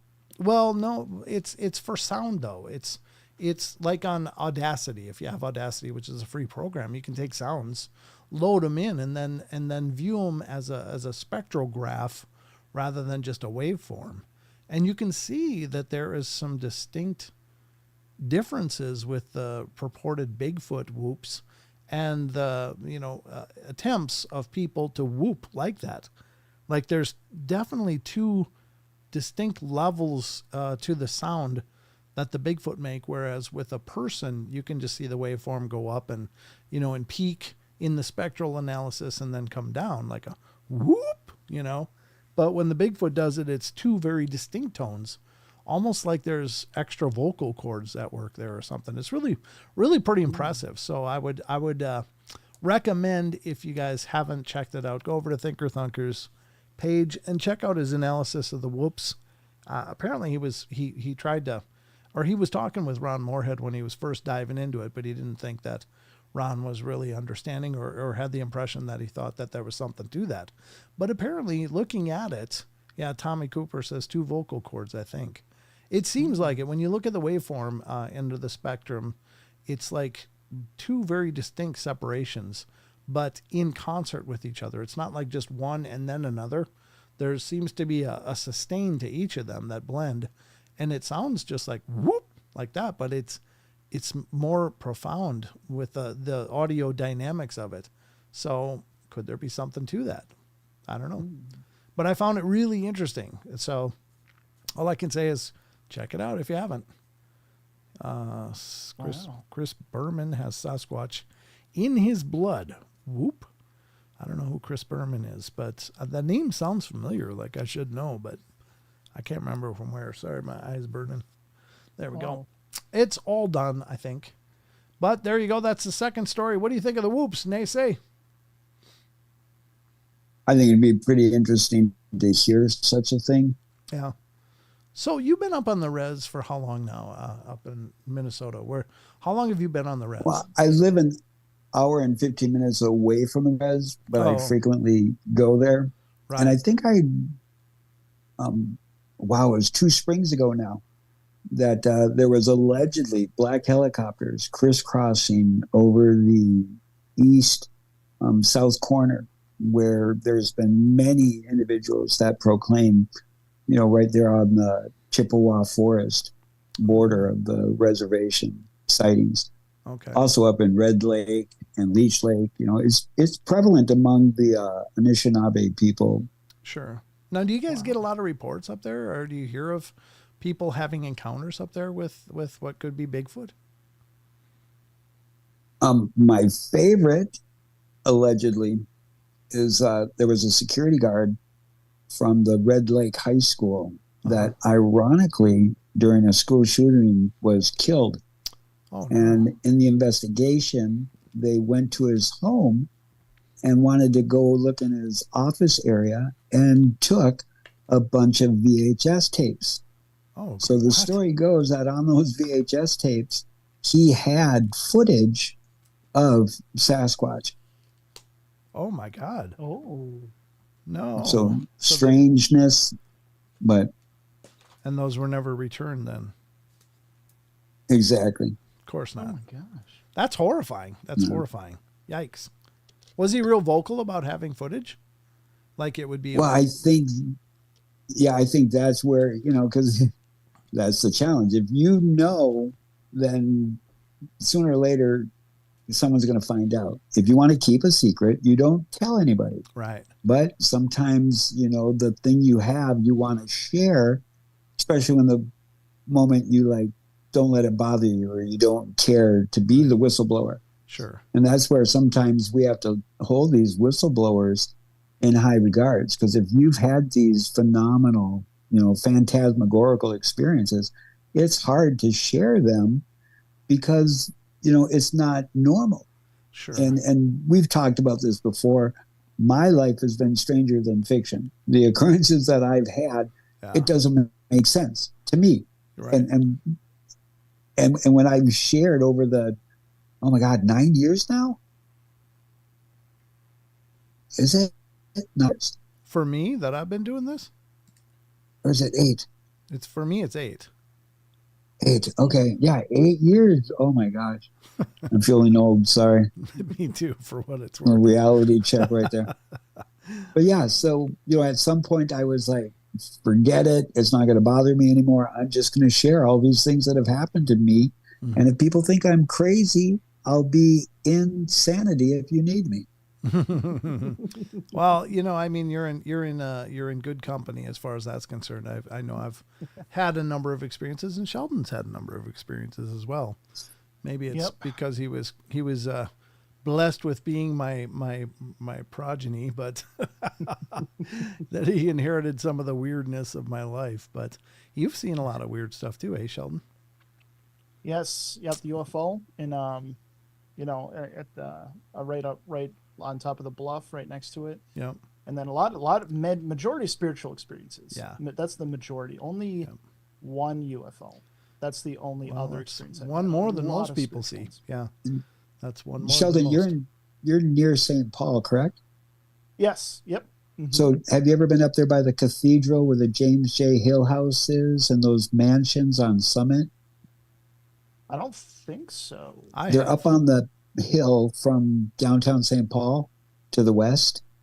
Oh, maybe. Yeah, I have. I certainly have. Yeah.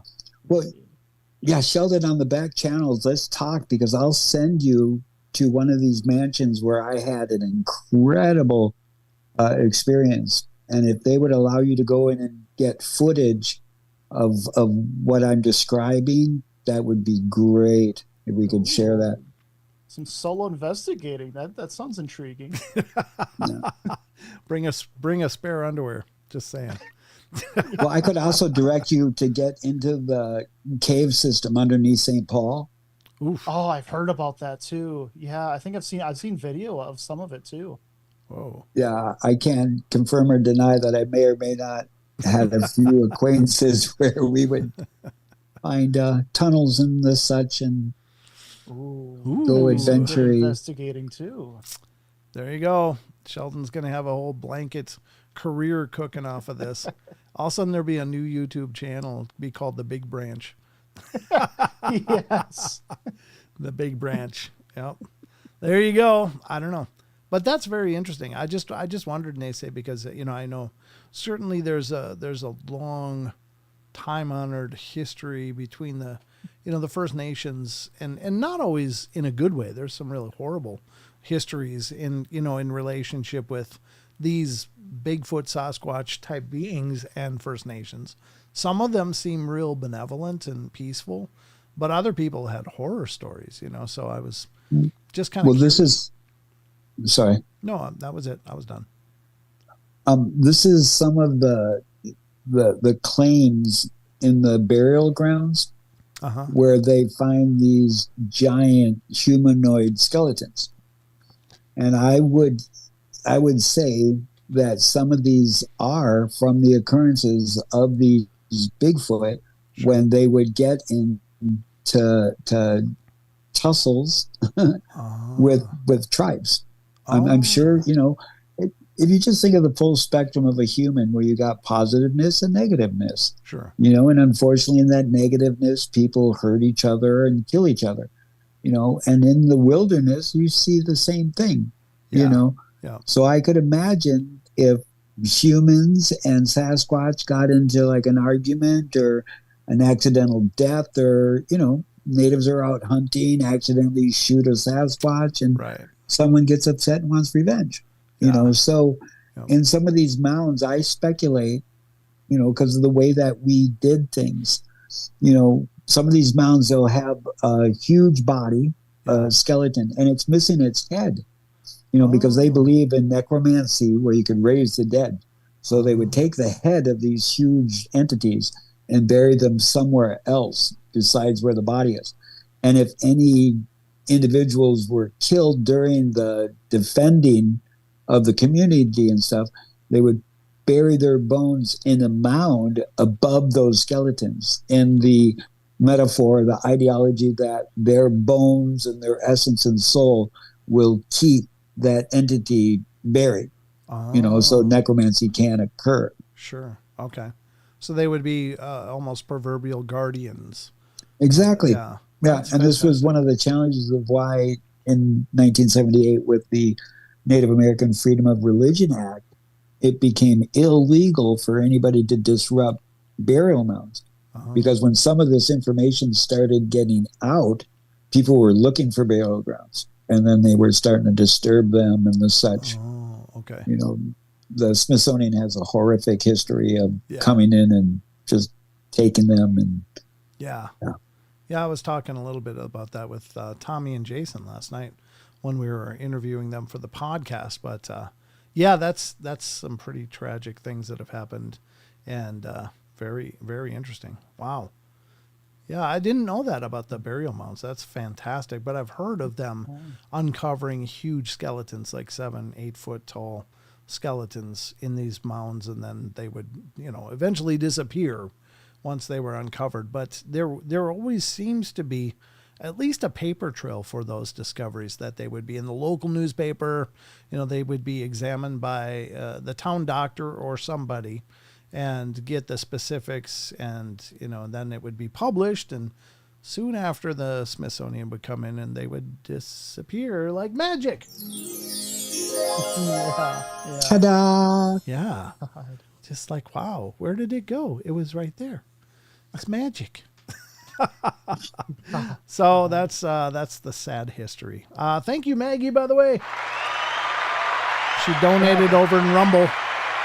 Oh, Maggie. Glad you had a great time. Good to see. Good to hear Naysay and Sheldon too. Thanks, Brent. Thank you, Maggie. It's love like that just keeps the bus rolling. Thank you so much. Right. Necromancy is magic, isn't it? Yeah, well, it's a dark magic. It's the idea of reanimating corpses.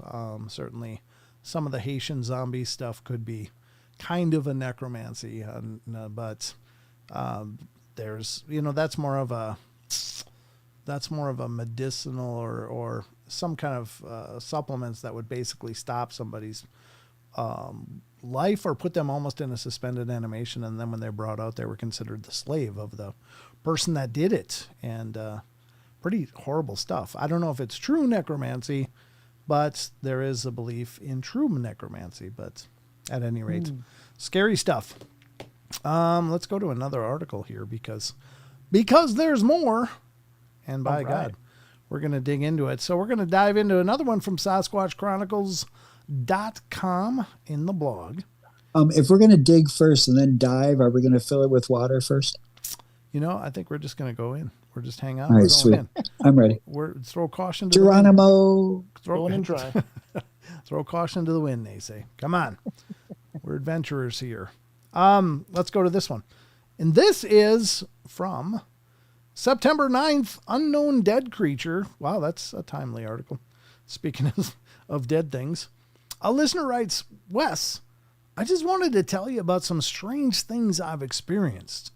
The first was in Missouri, near my alma mater, University of Central Missouri, at Pirtle Springs Park. I was actually working a post-baccalaureate degree in biology around 2014 and had driven out to Warrensburg to get away after finals to spend some time at the old park where I used to do all of our Army ROTC drills. Well, it was late at night, and I was out looking at the stars. First, I saw a couple stars go off and on, and it was a perfectly clear night. Then, from almost every direction around me, it sounded like chimpanzees were going crazy. My first thought was that they got loose from the zoo. Well, it went on for a few minutes, and then it stopped. I've heard that barred owls can sound kind of like a monkey-ish, but I've never heard anything like it before or since. They sounded just like chimps screaming at each other. Very loud, and I'm pretty sure even owls don't sound like that. The second thing I wanted to tell you about happened while I was going to medical school in Colorado. I was out hiking in Pike National Forest, kind of near Deckers, where I was is not very trafficked. Where I was not very trafficked, but there were a few dirt bikers and other hikers out there every now and then, but not a lot. Well, anyway, I got off trail just exploring and came across a cattle tank out in the middle of the woods. It was bizarre. Well, being curious, I lifted up the plywood laying over the top, and it was full of water, but there was a creature. I'm not sure if it was dead, but it wasn't moving. Floating belly up. It was green. It was about 6 to 8 inches in height. It says inches, but I wonder if you meant foot. 6 to 8 foot in height? And probably the same in width, and it looked like a giant frog. Well, I guess it'd be 6 to 8 inches. But it didn't look like any frog I'd ever seen, and it had whiskers. Well, it freaked me out so much, I didn't even take pictures. I just hightailed it out of there. The last thing also happened in Colorado along the Gore Trail up to Gore Lake. And I was with my best friend, an army buddy I deployed with, my girlfriend and his girlfriend, and we were backpacking and had set up camp for the night. We hadn't made it to the lake before sunset, so we camped about a half mile below the lake, which was dark, and we were all sitting around the campfire just resting and talking quietly, maybe laughing a little, but we weren't loud. And all of a sudden, my buddy and his girlfriend froze. And I asked if I heard that. And I said, heard what? And he said, that woman screaming. Well, my girlfriend and I both didn't hear anything. I thought he was playing a joke on me, but he wasn't, and he was genuinely scared. My friend is from South Park, Colorado. Hey, guys. Oh my God. And he never gets scared.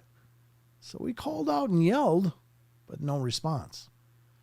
We then went over to a large flat rock outcropping where the sound came from. And I had a very foreboding sense that the voice was from a woman who used to live there and liked to sit on that rock. And multiple family members of the Gore family did actually die up there. We never did reconcile where the yell came from, or how two people could hear and two not hear when they were within 2 to 3 feet of each other. That's an interesting phenomena. And that has to do with, there's many reports of people hearing disembodied voices. And it can be a group of people, but only a couple people will hear it loud and clear, like a scream or something. But the rest of the people will not. And so it almost makes me think it's more of a psychic event than an actual auditory event. Like it's something being projected, and the people that have that turned on in them, or that maybe a more pronounced ability to pick that up, are the ones that hear it, but the others don't. So that's pretty fascinating for sure.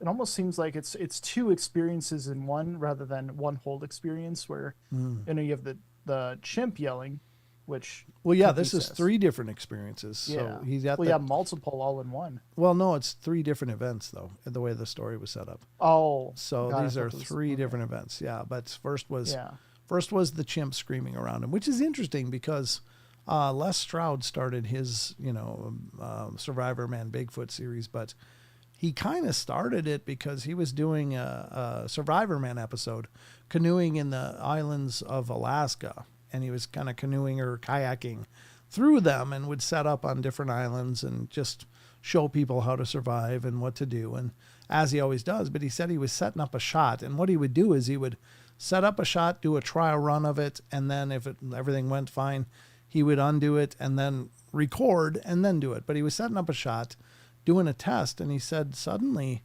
in the woods next to him on this desolate island out off the coast of Alaska, it was the only thing going on there. No other people. It's an island out in the Bering Strait or wherever. I don't know. But he said that he heard what sounded like a large primate, like like that in the forest behind him. And he's like, his mind just went like, what the hell was that? Because it was such a profoundly different sound than he'd ever heard before. But he said, I know the sounds of animals, especially in Alaska. I know what animals' sounds are and what they should be, and this didn't fit. He said it was like I was at a primate exhibit in a zoo. He said it sounded just like a gorilla or a large ape going hoo, hoo, hoo, hoo, like that, and just this amazing experience. So that's kind of one of the 2 events that I recall him talking about that kind of brought him into the idea of I wonder if I could do look for Bigfoot and do that as part of an offshoot show, which was wonderful. I wish he would get back to doing that because I really loved his work and what he was doing. He said, Brent, knock off the monkey business. Yeah, maybe. But, that's an interesting thing. And it doesn't come up often in Bigfoot reports, but it does come up that people hear these very primate type sounds, that you'd hear in a zoo from like chimps or gorillas or something of the sort, orangutans, whatever, but large primates. Brent, how did the sound go again? One more time. Oh, no. You're not getting out of me that. You're not getting that out of me again. You can always rewind. That's all I'm doing. That's going to end up, somebody's going to clip it and make me look like an idiot. So that's not happening. But that is interesting. Had you ever heard of that, Nacy? Did we lose Nacy? Or is he Nacy? No, he's here. He's here. No, I don't know if it's me or you, but I feel, what's the vernacular, rubber banding? Oh. What does that mean? Lagging? Oh, lagging? Like, yeah. But now it sounds good in my other ear. But the weird thing is when you were talking about disembodied voices. Yes. Right now, I've been like hearing these 2 like men in my ears. And it's kind of like weirded me out. Yeah, you should be weirded out. Good thing you're not seeing them. I'm just telling you. That's nightmare fuel. But yeah, that sometimes those primate sounds do come up. That's strange. The other thing is that weird creature saw floating in that tank. And I wonder if it was green or what did he say what color it was? I'm trying to reread here quick. Came across cattle tank. It was dead, but it was the frog thing. Yeah, it was green. Maybe it was one of those Alex Jones frogs. Could be. It was about 6 to 8 inches, in height and probably the same in width and looked like a giant frog, but it had whiskers. So I don't know if that's just a really dead rat that just bloated out or what, but that does not sound good. But he didn't take pictures, and this guy's working on being a doctor. You gotta take pictures, Doc. Anyway, I don't know. That's 3 very curious events for sure. But what do you do? All right. Well, on the subject of cryptids, Rachel actually had a question for Nase. Okay. She says, could the Dogman be guardians that, with the passing of time, now be an abandoned people who now fend for themselves? So the mythos of the shape shifters, where those individuals that have the ability to shift into animals. Now that means like all types of animals. Yeah. Now in the chimera of where genetically modified humanoids and stuff, I feel believe that the dog soldiers is a cryptozoic or a chimera that was created by the powers that should not be in order to hunt these entities of the phantasmagorical, because they're genetically modified. Remember that Dean Koontz book, Watchers? No, I never heard. Where they genetically modified a dog with a simian and like human DNA. And, the ideology was they send the dog into a area and then the creature would come after it. And once it got to the dog, it would kill everything that was around the dog also. So if you think in the advancement within, CRISPR and the legend of the chimeras and that, so I think more or less like the werewolf, that there's that ability, within the mythos of the shapeshifters. I myself have never come across it. I've heard others, hanging out at different gatherings with other natives. I've heard the stories, of occurrences and stuff like that. Like of these incredibly enormous wolf-like dog creatures. Right. But I mean, I love it. I lean towards the absolute yes, this is occurring, just because, Brent said it earlier, nothing surprises him anymore.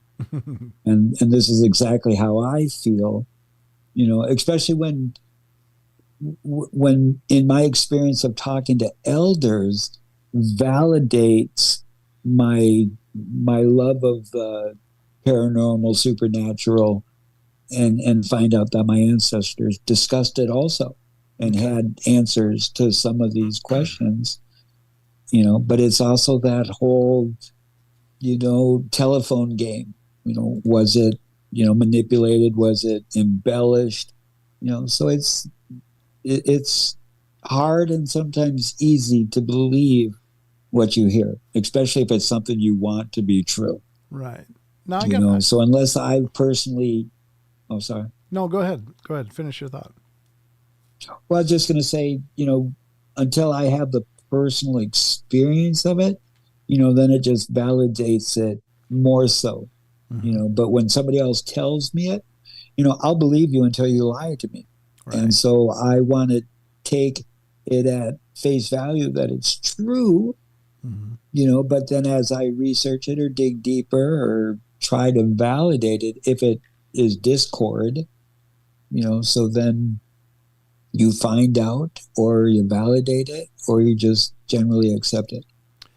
So I want to ask you, Nasek, because you have a very unique perspective on this, but me being on the outside looking in and hearing legends like this and for a long time, and I'm fascinated by the whole shapeshifter thing, but with your understanding and have you ever come to any conclusions about this, but is it the result of shamanic traditions, or are these uniquely genetically unique individuals, or a different breed of people that can do this? Or what is your take on this? Because, it sounds like, the skinwalker thing is kind of achievable. Of course, you got to do some nightmarish things in order to earn that power.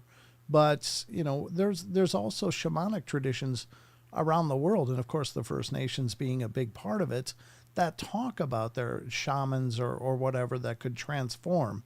But was that just the result of following the shamanic traditions and being trained? Or does it sound to you like they were very different individuals to begin with? So in the full spectrum of shape-shifting, where at one side it's like, it's not true. And on the other side, it's absolute. And then everything in between. Right. So one thing that would happen consistently in the settlement of the New World by the, manifest destiny and such. So when Indians or Native Americans or Paleo Americans would hunt, they would sometimes put the pelts of other animals on them, and also they would use it to help mask the human scent. Sure. So then it would allow them to get even closer to their animal that they're hunting. Right. So when some of these settlers have like their chicken coops or their cows or whatever, and they happen to see what they think is a wolf out in the prairie or whatever, they shoot it, think it's being a wolf, and then they come up to it and they find out like, oh, dang it, it's an Indian with the wolf pelt on it. Right. And so then in the pantheon of them being heathens and pagans, then one of the proclamations can be like, oh, it was a shapeshifter. Right. Now, on the contrary, or the other spectrum of it. So in the mentor ideology, those individuals, for lack of a better term, and I don't like the term medicine man. Okay. Because everybody has these incredible tools or gifts, and it sometimes may not just be one person. So if somebody has a particular gift, and let's say it's the ability through ritual and ceremony to shapeshift, they then would be paying attention to the children as they're growing up to look for signs of their talents.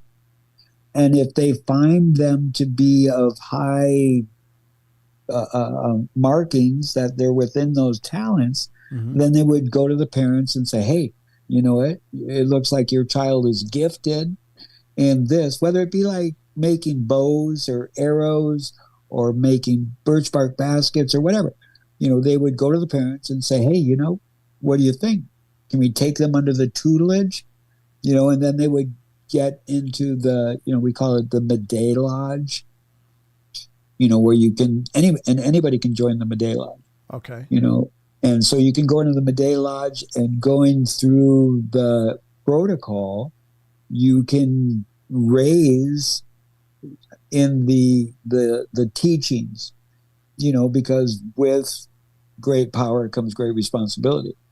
So you want to scrutinize these individuals that you're going to bring into the fold, because it's like when you teach somebody magic, if this person has a dark soul, again, lack of vernacular, or a negative soul, or just negative energy, how are they going to use that magic in the end result? Are they going to use it for the people? Are they going to use it for themselves? Are they going to use it in a positive fashion or in a negative fashion? So this is the challenge, throughout the world. Yeah. As back then, as today. So we share that, there are individuals that are gifted with many different, more or less supernatural powers, for lack of a better term. Sure. And this was like provable when you look at these black robes or the Jesuits that came here prior to Manifest Destiny, and they were, bringing Christianity and also learning about these occurrences and their writings back to the church, especially like a lot of these Jesuits, that were black robes that were coming around, that they were like, hey, you wouldn't believe what we just witnessed these people doing, which was the phantasmagorical. Wow. Okay. So it sounds like there's a lot of levels to it. It's not just a 1 to 2 to 3. There's lots of variables involved in all of that. But it's just always curiosity to me, because it's like, is this, are these specific individuals, as you said, that they watched and realized that they had maybe supernatural tendencies or potentials that could be trained and developed, kind of like, for lack of a better metaphor, like Harry Potter. Not everybody was a wizard. There was the Muggles, but then every once in a while there was a wizard, and of course they would be flagged and sent to Hogwarts. Well, is there something kind of like that where these? Yes, exactly. Well, even like, if you look at X-Men, where we have these incredible leaps in the advancement of the Homo sapiens sapien. Sure. Especially, imagine if our pineal gland was not calcified through the American diet and through the water and stuff. And you had a fully optimal working pineal gland, which some people claim is a portal that you can open and do incredible things. Speaking of the pineal gland, and I hope you don't mind if I share this, but I just stumbled onto this today and I was absolutely fascinated by it. Interestingly enough, according to what I saw today and what I watched, that there was a medical study being done, and I think it was in France, but I'm not sure, but they were using fMRI, which is functional MRI, and they were scanning people's brains and having them do different things, like do something creative and just watching the brain to see which areas flared, doing different activities and stuff. And they figured that they found the seat of the soul in the human body. And that is, oddly enough, the pineal gland, because every time they asked the people to pray, only one area of the brain lit up, and that was the pineal gland. And so I thought that was amazing. It was just this only one little isolated area. Everything else had different activity within the human brain. But when they prayed or did, such an activity, only the pineal gland lit up. And I guess it lit up like a light on the MRI. It's just this one little area. Now, interestingly enough, it's always been called the third eye. And I didn't know this, but apparently the pineal gland has a retina. It has an iris. It has the function. It has rods and cones. Yes. And it rotates. It has the functional elements of an eye. And it's Really? like, it's like, how did ancient people know this stuff? How did they know this stuff? It's just blew my mind. So I thought that was amazing. That's, just the idea of prayer. It was like when And that happened. sorry. No, go ahead. The Hindus, how they have the bindi on their forehead? Yeah. That is a representation of the third eye. And so different colors and stuff means different things, and part of that whole thing of meditation and other, rituals and ceremonies, you learn to open your third eye. And I've done this maybe 3 times in my existence in the whole aspirations of, and it happened after I lose my sight. And I learned about it before I lost my sight, about doing these breathing exercises and trying to activate your pineal gland. So I learned that once you activate it, you will hear and feel like a pop inside the center of your head. And so this is back in the 90s when I'm trying to take care of my health and whatnot. Sure. And meditation and that. And I could never achieve this pop. And then it was probably like a year and a half after I lost my sight where I'm like, okay, I need to just try to get back meditating and focusing with what I'm dealing with, going blind and being blind. Yeah. And at one time I'm doing this, and then all of a sudden I felt this and heard this occurrence, but the thing was, it prized me so much that it took me out of the state that I was in. Wow. And so I couldn't get back into it. And then it was maybe like a year later that I was able to do it again. Wow. But then again, because I'm a hypocrite, I did not continue with my meditation practices. Sure. Which I'm going to should on myself and try to do it again. Dirty Birdie says, can you get your third eye shut off? Yes. Fluoride. Drinking fluoridated water is good to shut down the pineal gland. A lot of our processed foods can calcify your pineal gland. Just a lot of diet and bad diet will do it. So, yeah. Is the calcification permanent, or can your body kind of filter it out and recover? You can do chelation. Yeah, chelating. And yep. Yeah, chelation will help clean. It's kind of like taking a comb, to brush out, anything in your hair in a sense. Mm-hmm. But lava, well, it's your due diligence to pay attention to yourself for optimal health. But look up chelations, which will also help with heavy metals in the body. Yep. There's minerals that you can take that will help to chelate the foreign deposits and things that are getting in the way. Yep, absolutely. But interesting stuff. This is all allegedly. We're not doctors or physicians, and we're all a bunch of ridiculous individuals. So don't take it too far. Maggie's asking, can you see with your third eye without traditional vision? Sure, that'd be like psychic sight. I don't know if you could see like reading a book, but I think that it's a different kind of vision. And I think, honestly, that a lot of times when people see spiritual apparitions and stuff, they might be seeing it maybe as much with their pineal or third eye as they are with their physical eyes. It's just, I think it pops through sometimes, and how does that happen? I don't know for sure, but that's my guess, is that it has to do with, I don't know, maybe just the right elements in perfect sync to open you up to that experience. But yeah. Do you have the ghost box on? I do, yeah, and it's not doing anything. It's nothing. No words, no foreign energies being detected. So it looks like it's been very quiet. No visits tonight as far as the ghost box is concerned. It's been rather quiet. Private eyes, they're watching you. Absolutely, Casey. Absolutely. But yeah, I mean, it's something that I'm sure that nutrition is a big part of opening yourself up. Meditation, of course, like everything's like a muscle. You got to kind of got to start using it, and then it gets stronger. So that's my take. But anyway, no Latin tonight. No, not any that I know of.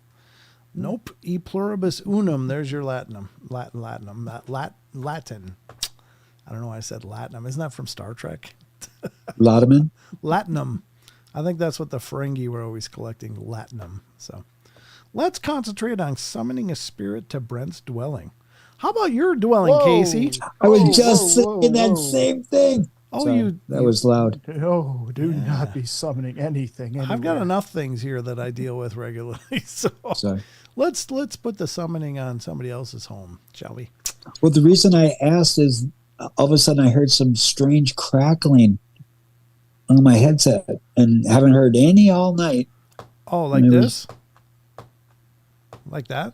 No, kind of like like in the winter when you have like a wool blanket on and you pull it away from you and you watch how it makes all the sparkles and you hear that static. Mm-hmm. Oh, yeah. Yeah. That's what it sounded like. Oh, okay. It might be my setup. I don't know. I'm testing a new mic, so we'll see. But and you sound beautiful. Oh, thank you very much. Thank you. Brent, they want to summon it to your place because of the smacking. Speaking of smacking, Grandizer, watch yourself. No, I'm just kidding. There's some smacks for you. All right, let's take a look at the time because I think we're winding down. It is time, folks. That Oh my is God. 2 full hours of Friday the 13th fun here on the Paranormal Portal. I don't know about y'all, but I thought it was an epic journey. I hope you guys... Mr. Thomas, did you talk to Dead? Which Thomas? There's Yeah, two of us. There's 2 of us here. There's Sheldon and me. So I don't know. I have not... I mean, I always say prayers for everybody. The living and the dead. But I don't know if that counts as me talking to them. I haven't been on any investigations. You don't see. Yeah. Well, it's been a great time, guys. I appreciate it. Naysay, thank you for coming on, brother, and honoring the Friday the 13th tradition here on the portal. And again, a special nod to our brother, Mr. Kev Baker. Kev Baker. And thank you, wherever you are, brother, for all your love and for being a part of my life. This show is dedicated to Kev Baker. But Naysay, thanks for being here, man. Yeah. You know, my brother from the same Mother Earth, I shall be here every opportunity I can to support you. It has been incredible to witness this 8 years of what you've done. I hope that you have great success in your endeavors and your aspirations. And as far as calling him Big Branch, is that what you said? Yeah, Sheldon's my big branch of my personal family tree. Yes. I would say Little Twig. Ooh, oof. And My you're the Big ego. Branch. My ego shrivels. And just call me Trunk. Oh. Yeah, well, hey, all metaphors aside, let's move on. I just want to say thank you, all of you guys. Again, I apologize for not being able to stream from Phenomicon. It was definitely part of my agenda, but the rules had changed there. There was very limited time I could have streamed and walked you through because they didn't allow any recording during sessions, which was brand new this year.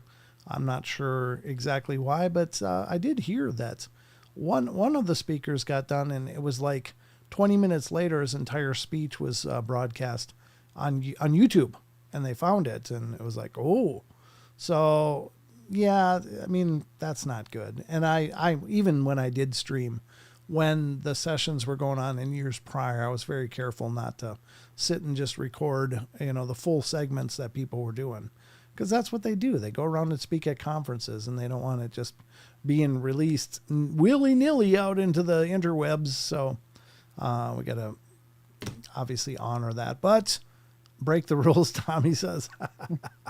Tommy, you're not the one getting kicked out. I paid money. Can I let my ego go a little bit? Sure. So I have not done anything on Cannabis Res Solution or the Megaphone Man on YouTube. Mm-hmm. I have found myself in Twitter. I can't say it right. X. Yeah. Spaces. So I'm trying to get Brent, for all you that do have Twitter, I'm trying to get Brent to experience it, but you can find me either at the Megaphone Man or at Hilarious Naysay. Yep. High, Hilarious Naysay, Nese. And hopefully we can get Brent to join in the spaces. Oh, yeah. And I would love to, except that they changed the rules. I think you were probably grandfathered in, but now to qualify, I have to get the blue check mark and subscribe to X, and which is another expense. So it's not that I'm opposed to doing it. It's just, it's something that I'm going to have to do in order to broadcast on there. But I'd be happy streaming live to there. I could be streaming live to YouTube too. I just never really got bothered with it. And maybe I'm missing a huge opportunity there, but maybe those are all in the future cards for the shows. It's just, I got to come up with a very streamlined way to set it up, because I'm already setting up for YouTube and Rumble and Twitch.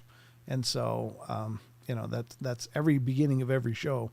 I have to set up individually on the multi-streaming platform, all of those feeds. So I don't know. But Brent does have a Twitter account. I do. It's at Paranormal Portal, Portl. So you can find me over there. And if you have a Twitter, please, or an X, please friend me or follow me or whatever you do on Twitter, because I am trying to build those numbers up, because apparently if you build up enough numbers, they may let you into the spaces as well without the check mark. But I know that's at least at the very minimum now with low numbers that I would need to subscribe and pay a monthly fee. So that's what I understand. Well, I'll set you up, my brother. All right. I appreciate it, man. But that's going to wrap it up for us, guys. Thank you all so much for being a part of the journey. Sheldon, anything in closing? Of course, guys. Don't forget to check out paranormalportal.net, the home base of the Paranormal Portal. You can stay up to date on all the shows and broadcasts and podcasts, as well as get your own interview if you have any amazing experiences to share. But also, don't forget the Discord, the home base for the community to come together to talk among each other, to bring links and amazing discussions as well. Amen. So that's going to wrap it up for us tonight, guys. I'll be back tomorrow night. We're going to do another 7 p.m. show right here, wherever you're watching. So just report back at 7 p.m. Pacific Standard Time, 10 p.m. Eastern, or wherever that relates to your time zones. You'll have to sort that out, but those are the two I know. And love to see you. Come hang out with me. Thank you, Maggie. She put the Paranormal Portal merch link in there. God bless you. Thank you all. But remember, we love you all. Be good, be kind, be nice. Take care of each other. Help each other out. Find the magic in every day. And remember to laugh as much as you can. Good night, everybody. Love you, mean it. Until next time, take care of yourselves. Good night. Rolling Toodles. Toodles.